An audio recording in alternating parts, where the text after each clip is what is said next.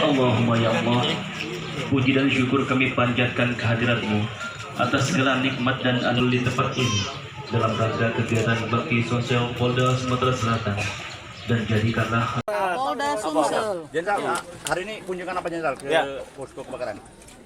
Saya pertama menyampaikan rasa prihatin dan rasa sangat sedih karena warga kita kali ini kena musibah kebakaran, tidak kurang 113 rumah yang terpapar dan warga terpaksa mengalami penderitaan 548 jiwa. Karena rasa kepedulian dan kecintaan, hari ini saya dan seluruh staf dari Polda, dari Polresta Palembang, Bayangkari hadir di sini sekedar untuk memberikan bantuan. Tidak begitu besar, tapi makna pemberian adalah seketika yang menerima itu ikhlas untuk menerimanya. Ini yang kita sampaikan kepada warga sebagai bukti bahwa kita betul-betul memiliki rasa kecintaan, rasa persatuan, semangat kebangsaan. Saya kira itu. Untuk warga ada sedikit. Ya, saya berpesan karena sudah 2 kali saya datang ke tempat kejadian kebakaran.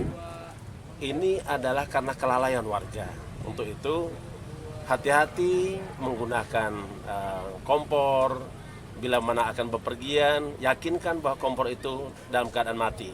Itu pertama. Yang kedua, listrik juga jangan terjadi kenakalan. Misalnya mengambil dan menggunakan listrik tanpa jaringan yang benar. Saya kira itu. Inilah yang mengakibatkan terjadi kebakaran.